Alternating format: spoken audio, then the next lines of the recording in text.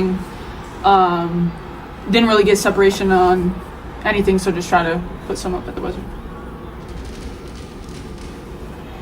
The news that Caitlin Clark is going to be sidelined for at least 2 weeks with a quad strain is without question a huge blow for the Indiana Fever. For a team that is still trying to build chemistry, establish an identity, and climb into serious playoff contention, losing your franchise centerpiece at this point of the season is nothing short of devastating. Clark has not only been the offensive engine for the Fever, but she has also been their emotional leader and the player who draws defensive attention every single night. When you lose that kind of player, it changes the entire structure of the offense and the way opponents prepare to play you. In my opinion, I honestly do not know how the Fever are going to consistently score without Clark on the floor. This is not just a matter of replacing her 19 points per game. It's about replacing the playmaking, the spacing, the defensive attention, and the composure that she brings. All of that goes away the moment she is not suited up. If we look at the Fever's next stretch of games, the schedule is not the toughest gauntlet in the league, but it is still a dangerous 2-week stretch. They will be playing 5 games without their star, and 2 of those come against the Washington Mystics. Now, people who casually glance at the standings might think that the Mystics are a weak team because of their record earlier in the year, but anyone who follows the WNBA closely knows they have been far more competitive in recent weeks. They are not a pushover, and when you don't have Clark on the floor, they suddenly become a serious problem because of their ability to defend the paint and force your secondary players to beat them. On top of that, Indiana also faces the Chicago Sky, and while the Fever blew them out earlier this season, that game has to be taken with a grain of salt. Chicago is a young, talented, and hungry team, and you can bet they're going to be looking for revenge in the rematch. So these games are not easy wins at all, and if anything, they are exactly the kind of matchups that become incredibly tricky when your main ball handler and offensive initiator is sitting on the bench in street clothes. What makes this loss so brutal is how heavily the Fever's system relies on Caitlin Clark's ability to create offense. Take Aaliyah Boston, for example, who is averaging around 19 points and 11 rebounds per game this season. Boston's production looks fantastic on paper, but anyone who has actually watched the Fever play or has studied their film can tell you that a huge percentage of Boston's buckets are generated out of the pick-and-roll action that starts with Clark. Over and over again, Indiana goes to that high pick-and-roll set. Clark comes off the screen, and because she is such a threat to score from deep or attack the lane, defenses almost always send 2 defenders in her direction. That moment of defensive panic is all it takes for Boston to roll hard to the rim, and Clark's passing vision allows her to find Boston for easy finishes inside. It has been Indiana's most reliable play all season, and it works precisely because Clark demands so much attention. Without her, that action loses all of its bite. You can't just plug another guard into Clark's role and expect the same outcome. Let's say the Fever try to run the same pick and roll with someone like Sydney Colson. Do you really think opposing defenses are going to send 2 defenders at Colson the way they do at Clark? Of course not. Instead, the defense will happily stay home on Boston, crowd the paint, and dare Colson to beat them. The entire play collapses because the fear factor isn't there. Even if you use Kelsey Mitchell in those situations, it's still not the same. Mitchell is a very good scorer, but she is not a natural facilitator. She is not usually looking to pass, and her court vision is nowhere near Clark's. Defenders know this, which means the same defensive gravity is simply not there. Mitchell can score in isolation, but she does not bend defenses in the same way Clark does. And then when you remove Mitchell from her natural off-ball role, you lose her ability to spot up and punish defenses with outside shooting when Boston does draw help in the paint. It's a ripple effect that disrupts the entire offensive ecosystem. And this doesn't even take into account Clark's own scoring. She is averaging nearly 20 points per game as a rookie, which is remarkable considering the defensive pressure she faces every single night. Whenever the Fever are stuck in a half-court set and the offense bogs down, Clark is usually the one who bails them out with a tough 3 or a fearless drive. Without her, where are those bailout buckets going to come from? The Fever are suddenly left relying on secondary players who are not used to creating their own shot under that kind of pressure. That is not a formula for consistent offense, and it's why I expect Indiana to struggle mightily on that end of the floor while she is out. Now, That's not to say the Fever cannot win games during this stretch. Basketball is unpredictable, and sometimes other players step up in ways that surprise everyone. Maybe Kelsey Mitchell goes on a scoring tear. Maybe Aaliyah Boston proves she can dominate double teams and still get her numbers. Maybe someone unexpected like Lexi Hull, Katie Lou Samuelson, or Grace Berger finds confidence and has breakout performances. These things do happen in sports, and if Indiana can pull out a few gritty wins, it would be huge for their morale. But realistically, when Clark does return, the Fever's record might look something like 2-7, 3-6, or, at best, maybe 4-5 in this span. That's a hole to climb out of in the playoff race, and it's not the kind of situation you want for a rookie-led team still learning how to play together. Another angle we have to talk about is how this injury even happened in the first place. Was it something that occurred suddenly in practice, or has this been brewing all season long? Anyone who has been watching closely probably noticed that Clark has spent plenty of time on the exercise bike in the tunnel, which often indicates some lower body tightness or discomfort. I honestly think there is a good chance this quad issue has been lingering since early in the year. If that's true, then it explains quite a bit. It explains the occasional stiffness in her dribble, where she doesn't look as fluid or as shifty as usual. It explains the shooting slump she went through recently, where she wasn't getting the same lift on her jump shot.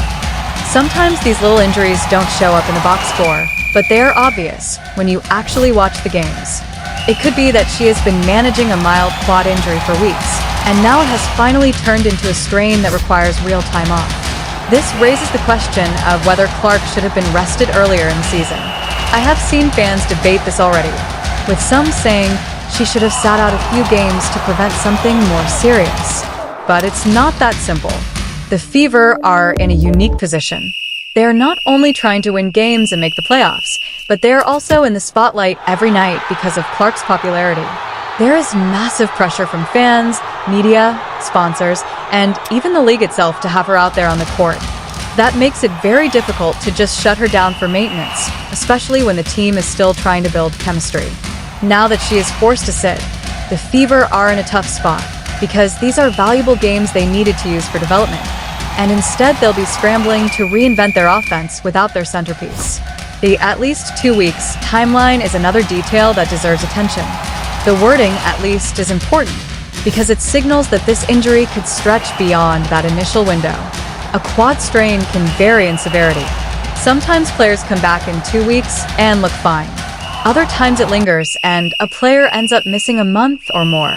If this becomes a longer absence, Indiana's season could unravel very quickly. They already face an uphill climb in the standings, and missing their star for an extended stretch would all but end their hopes of climbing into the upper tier of the league. It's not just about the standings either. It's about the team's rhythm. The Fever have been working hard to figure out lineups, roles, and rotations with Clark in a lineup. Now those plans get disrupted right in the middle of the season, and when she does eventually return, they will have to adjust all over again. It's also worth remembering that Clark is not the only issue on this roster. Even when she was healthy, the Fever had plenty of flaws to iron out. Dana Evans has not looked sharp, and players like Nalissa Smith and Katie Lou Samuelson are still struggling to consistently find their role. The team has talent, but not everyone is maximizing their potential right now. Losing Clark only magnifies those weaknesses. When your star is on the floor, her presence covers up a lot of problems because she is so dynamic. When she is gone, those problems are exposed in full view. This is why her absence could be so damaging, not just in terms of wins and losses, but in terms of the team's overall development curve. All of this is why it feels so brutal to lose Clark at this point in the season. These are the games Indiana needed to use as stepping stones, the games where they could refine their offense, build confidence, and continue learning how to win as a unit. Now they will be forced to experiment without their centerpiece, and while that might be a useful challenge in the long run, it could also result in a string of frustrating losses that hurt team morale. For a young team, confidence is fragile, and you don't want to be sitting in the locker room after every game wondering how things went so wrong. The Fever have already had stretches this season where their body language looks shaky, and without Clark, that risk only increases. Ultimately, this injury is going to test the Fever in every way. It will test their coaching staff, who must now draw up new sets and find creative ways to generate offense. It will test players like Kelsey Mitchell. Did well, but also could improve. I think in offense we took we took good shots. It's like we have a good flow. We get to know. The Indiana Fever are still going to be a playoff team, even with Caitlin Clark being injured for an extended period of time. I don't have doubts about that part. She will come back eventually, and when she does, this team will win games again because Clark changes everything for the Fever when she's on the court. The bigger question is not whether they make the playoffs, but whether they can ramp up into becoming a true championship contender in her rookie year. That is the part one am unsure about, because every single game in a season like this matters. You don't just build chemistry overnight. You need time, you need reps, you need everyone to be on the same page. A championship push is built not just on talent, but on continuity. And right now, the Fever are being robbed of that continuity because their star is going to be sidelined. Think about teams like the Indiana Pacers on the NBA side. One of the main reasons they've been so good is because they've had the same core for a couple of years. They're connected, they know where each other is on the floor, without even looking, and that type of connection is the difference when you get into the playoffs. That is what the Fever are still trying to develop. Every game, Clark misses slows that process down, and it makes the climb to beating teams like the New York Liberty or Las Vegas Aces much steeper. If we're being honest, connection is exactly what the Fever have lacked at times this year. There are moments when you can tell not everyone is on the same page. Sometimes it feels like Dana Evans is off doing her own thing, or Kelsey Mitchell isn't synced up with Clark on certain possessions. Even Clark herself has had times where she wasn't reading the same thing her teammates were trying to run, and there are also moments where Coach Sides is calling for a set that the players don't fully buy into. All of that is natural when you have a young team with new pieces trying to learn each other, but it reinforces the point. They need time together on the floor. And now, with Clark out for at least 2 weeks, maybe longer, that valuable time is gone. It could easily end up being 3 or even 4 weeks, depending on how serious the quad strain turns out to be. And because Clark is basically the golden goose of the WNBA, you can bet every trainer, every advisor, and every voice around her is going to be telling her to sit as long as she needs. They will not risk her coming back too early and making the injury worse, because that would be the worst-case scenario, not just for the Fever, but honestly for the league as a whole. That's why this is tricky. Clark is experiencing the type of defensive attention no other player in the league is facing. She is double-teamed, sometimes triple-teamed, nearly every single possession. Opposing defenses are aggressive, physical, and at times even reckless in the way they guard her. Some fans have gone as far as to say defenders are literally trying to injure her, and while that might be an extreme way to put it, there is no denying she is being hit.